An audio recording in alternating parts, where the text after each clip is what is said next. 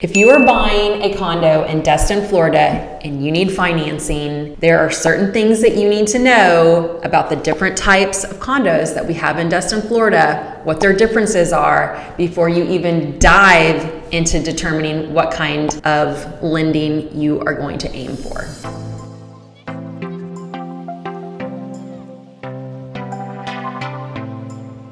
The condo market in Destin, Florida is different even than other areas of Florida. When condos first became popular in Florida overall, they were residential units geared towards like a full-time resident, and there were no restrictions on financing. Then, fast forward to the 1990s, when builders started building condos in Destin, Florida, they were gearing these projects more towards an investor for short-term rentals. So that did change not only buying a condo, but also financing a condo. So today, Angie Wright is going to go over the different types of condos that we have here, what that means, and this is where you start when you're even going to look at financing a condo. So today we have Angie Wright with HomeFi Digital Mortgage, and she's going to go over the different types of condos that we have in Destin, Florida. Hi, Jen. Thanks for having me back. I'm excited to have you back. I am too, because we get these questions all the time, and I know you do too as well as a realtor. I do, and I don't know how to answer them as good as you guys do.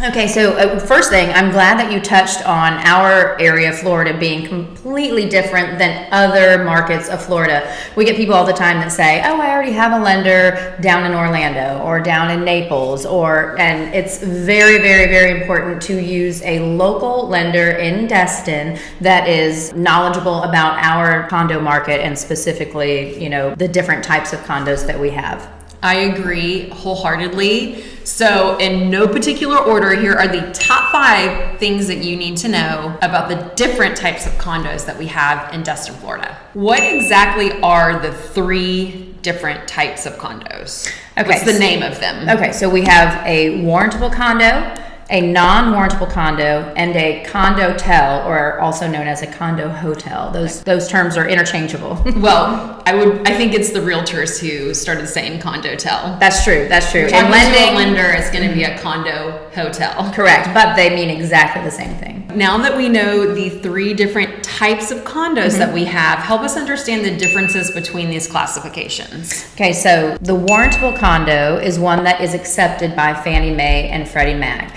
And this type of condo does not have risky attributes associated with them. And it's the least risky investment of all the different types of classifications. So the next classification is non-warrantable condo, and that one does have some risky attributes associated with it, such as a large investor concentration. Sometimes there is a large pending assessment. Sometimes there are not enough reserves in the HOA. These projects are more risky and typically do require a higher down payment as well. Would you say that we have a lot of non-warrantable condos in Destin, Florida? I would say that we mostly have non-warrantable and condo-tels in Florida, which is the next classification. Okay, so what's the condo-tel then? So condo-tel is a term that, like you said, we have we're going to say condo-hotel for this video. Condo-hotel or condo-tel has characteristics of a hotel. So typically there is a check-in desk on site. Typically the word resort is in the name of the project. I didn't know. And this is what a lender will look at and see. It's a type of transient project, right? Okay. So you have people that are coming and going, and those are the short-term renters that you hear about. Okay, thank you.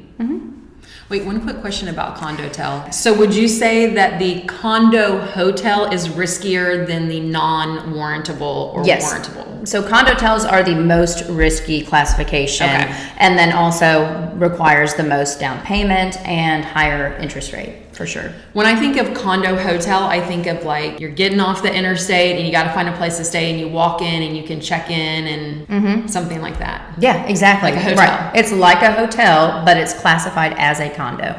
Got it.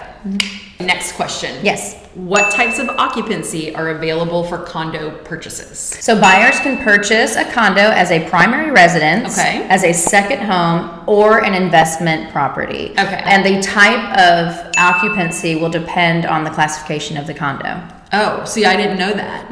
Okay, and then, so the type of occupancy depends on the classification. Correct. And then how does the type of occupancy affect the financing? So warrantable condos can be financed with conventional, portfolio, and VA financing. A lot of people don't know that. You can get, but VA acts a little bit different, and I'll talk about that in a second. Non-warrantable condos can be financed with conventional and portfolio loans. Okay. And then investment condos can be financed with conventional or portfolio loans as well. Okay, awesome. You mentioned VA lending for buying a condo. Can you go deeper into that? Because I think most people don't know that. Yes, right. So first of all, for our VA veterans out there, thank you for your service. Thank you. VA does have a special process for veterans. And some condos that are not considered warrantable through Fannie Mae and Freddie Mac, VA does consider them, and they have a special process that they go through, and it's just like any other VA loan with 100% financing. That is amazing. Yeah. So you could buy a condo at the beach for 100% financing. Possibly make a little money on it. Yeah, hopefully, that's the idea. We've talked a lot about different types of condos that we have, what makes them different, financing. What are the differences in down payments for these different types of classifications of condos that we have? Right, so it depends on a couple of different things. Depends on what type of loan product you're using, your income and assets, and your FICO score. So as a rule of thumb, when you're dealing with buyers that are buying a condo in Destin, a warrantable, non-warrantable, specifically for investment condos, though, I would definitely tell them they need to be prepared to put 20 to 30% down. Okay, I don't think that's unreasonable. No, those are the riskiest type of investments. So, lenders and investors, it's more skin in the game. That's what they want to see, basically. Thank you so much for all of that information. It was a lot. I learned a lot through this video. Are there any other nuggets regarding the different types of condos that you could possibly leave with us today? The last thing that I am going to say is just call me if you have any questions. Call the expert. The condo market in Destin is not for the faint of heart sometimes. So you can call me. I can walk you through the process. We really do a good job of managing the process with our buyers. And And thank you. And realtors. It's helpful to realtors as well. I really hope this video was helpful for you. It was definitely helpful for me. And we will see you again next Thursday. Bye. Bye.